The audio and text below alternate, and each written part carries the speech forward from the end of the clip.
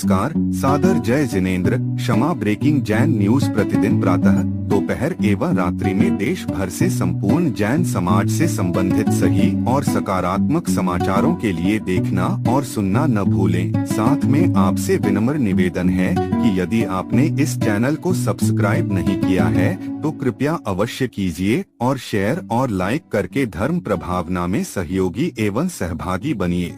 इस कार्यक्रम के पुण्यार्जक नमन करता है मातेश्वरी श्रीमती चंदाबाई जैन, वीरेंद्र कड़नकी, रेखा कड़नकी, आदर्श आदि एवं समस्त कड़नकी परिवार, ललितपुर। इसलिए कहा गया घर में 100 कार्य भी पड़े हों तो उनको छोड़ करके पहले स्नान कर लेना चाहिए। फिर कहा गया घर में 1000 काम पड़े हों तो उनको छोड़ करके भोजन बना लेना चाहिए, भोजन कर लेना चाहिए। घर में 1,00,000 काम पड़े हों तो उनको छोड़कर संतों का समागम कर लेना चाहिए। और घर में 1 करोड़ काम भी पड़े हों तो उनको छोड़ करके प्रभु के दर्शन और पूजन कर लेना चाहिए। और इतना ही नहीं, घर में यदि तुम्हारे जितने भी काम पड़े हों उन सब को छोड़कर, सारे दंड फंद को छोड़कर अपना आत्मा का कल्याण कर लेना चाहिए। इसलिए नीतिकार ने लिखा, तोरी सकल जग दंड फंद निज आत्म ध्याओ। सारे दंड फंद छोड़ करके अपने आत्मा का हित, आत्मा का ध्यान कर लेना चाहिए। यदि तुम वास्तव में भव्य हो, तुम्हारे अंदर वो भव्यत्वता है, होनहार तुम्हारी अच्छी है, तुम्हारे अंदर यदि सम्यक्त की किरण जग रही है, सम्यक्त का वह कमल खिला हुआ है, तो आप दुर्जनों की संगति छोड़ करके सज्जनों की संगति में जरूर आओगे। संगति से अनेक गुण प्रकट होते हैं और दुर्जनों की संगति से अनेक अवगुण प्रकट होते हैं। सो इन संतों की संगति का महत्व जिसको समझ में आता है वही यहाँ प्रवचन में आके बैठता है, बाकी को कोई मतलब नहीं। संगति तुम्हारे लिए वरदान है और संगति तुम्हें अभिशाप है। सज्जनों की संगति वरदान है और दुर्जनों की संगति अभिशाप है। तुम्हें कोई आत्मा का ध्यान करना नहीं आता, तुम्हें पूजा पाठ नहीं आता, तुम्हें स्वाध्याय करना नहीं आता, तुम्हें तत्व का ज्ञान है। बस जीवन में इतना ध्यान रखो कि जब भी तुम्हारे गुरु आए उनकी संगति भर कर लेना। उस संगति में ही तुम्हारे करोड़ों पाप धुल जाएंगे। दर्शनम देव देवस्य दर्शनम पाप, दर्शनम स्वर्ग, दर्शनम मोक्ष। जब बताइए एक अचेतन पाषाण की जड़ मूर्ति के देखने से, उस प्रतिमा के दर्शन करने से जब स्वर्ग और मोक्ष का मार्ग मिल सकता है, द्वार खुल सकता है, तो चलते फिरते इन भगवान के दर्शन करने से क्यों पाप नहीं धुलेगा। इस पंचम काल में मुनि धरती के देवता हैं, जिनेंद्र भगवान के दूत हैं, ये अवधूत है। ये तुम्हारे पाप को धोने के लिए आए हैं। तुमने जो पाप किया है वह धुल जाता है मात्र एक दृष्टि श्रद्धा सहित दर्शन करने से। इसलिए श्रद्धा सहित करो तप प्राणी, संवर सहित करो तप प्राणी, मिले मुक्ति रानी।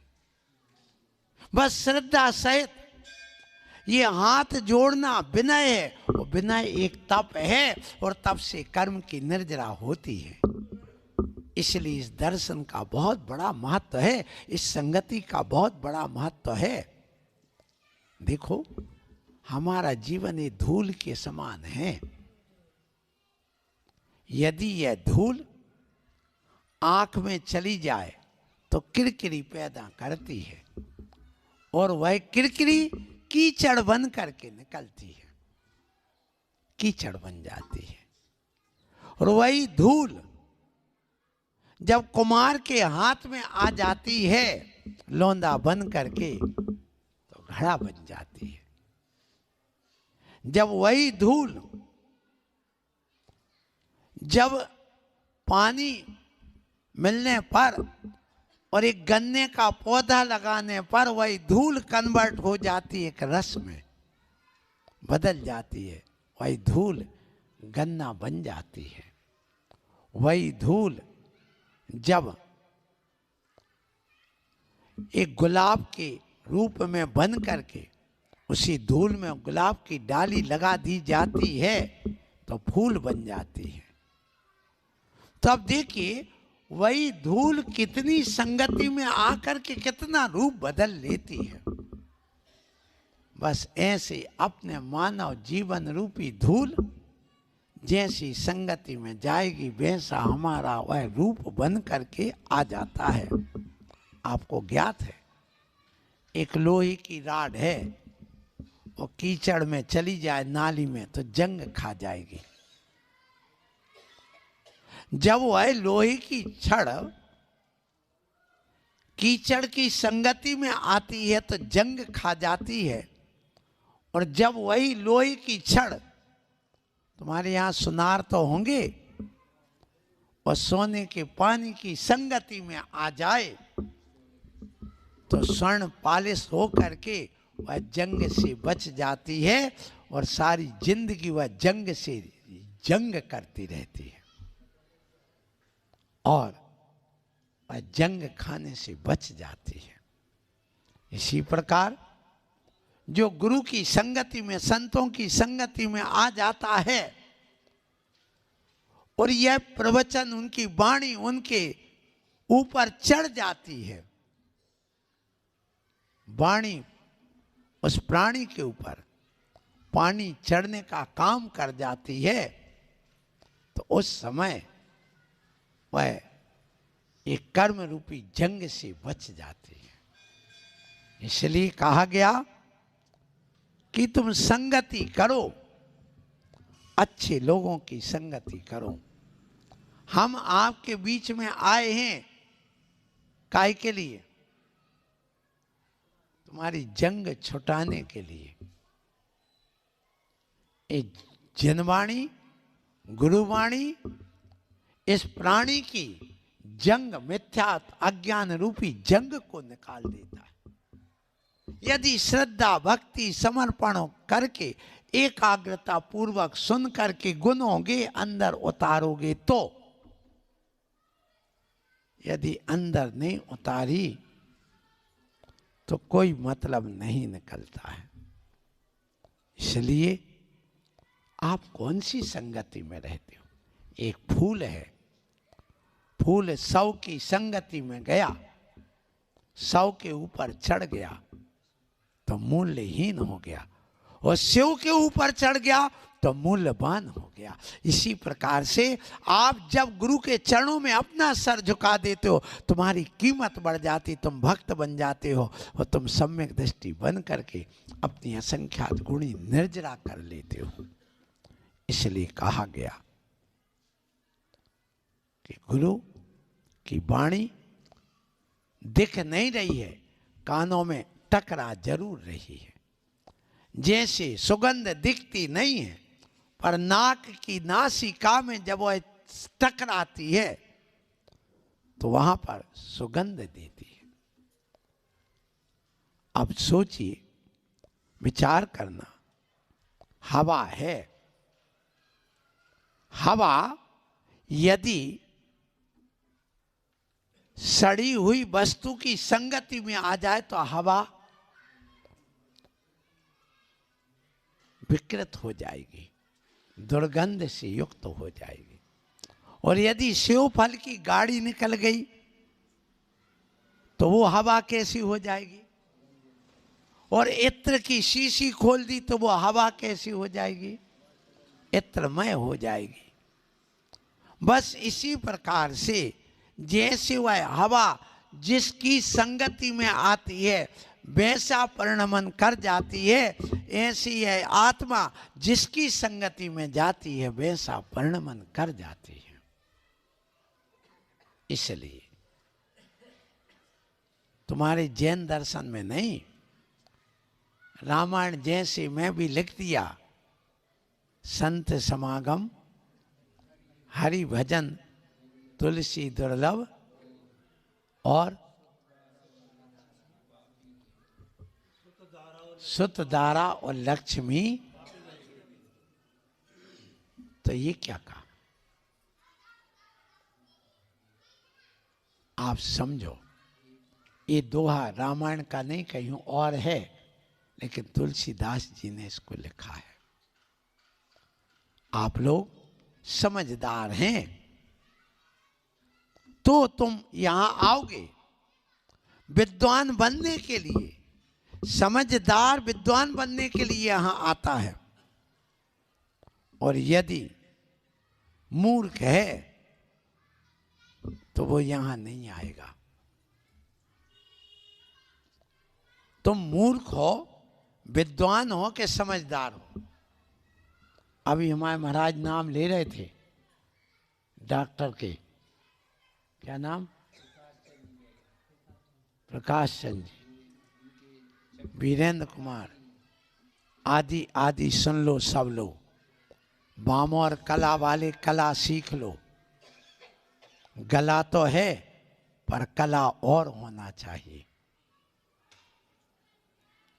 अब आप स्वयं देखो, तुम विद्वान हो कि मूर्ख हो, किसकी श्रेणी में हो? ये आपको अपने आप में थर्मामीटर लगाना है। देखो, एक गाय है, एक बेटा है, और उसका पिता है, मां है। अब मां ने केला खाया, पिता ने केला खाया, बेटे ने केला खाया। बेटे ने केला खाया अपने दरवाजे के सामने और छिलका फेंक दिया। कहां पर? रोड पर, घर के ही सामने। अब उसका छोटा भाई दौड़ता हुआ आया और छिलके का वो भाग अंदर वाला नीचे पड़ा था और छिलका ऊपर वाला पीला ऊपर था, और बच्चे का पैर, उस भाई का पैर पड़ा, 3 साल का था, सो फिसल गया और पांव टूट गया। छिलका खाया नहीं, केला खा रोड को फेंक दिया। अब वो कौन है? अब आप देखना, भाई गिर गया, पैर टूट गया, तो वो तो हो गया मूर्ख। पिता ने छिलका खाया कि केला खाया? बताओ, केला खाया और छिलका वहीं डस्टबिन में डाल दिया। तो वो हो गया समझदार। और माँ ने केला खाया, वहीं गाय खड़ी थी, सो उसके मुंह में दे दिया, तो वो हो गई कौन? विद्वान। अब तुम क्या करते हो बताओ, तुम क्या करते हो बताओ? केला खाकर रोड पर उस छिलके को कि डस्टबिन में डालते हो कि गाय को खिलाते हो?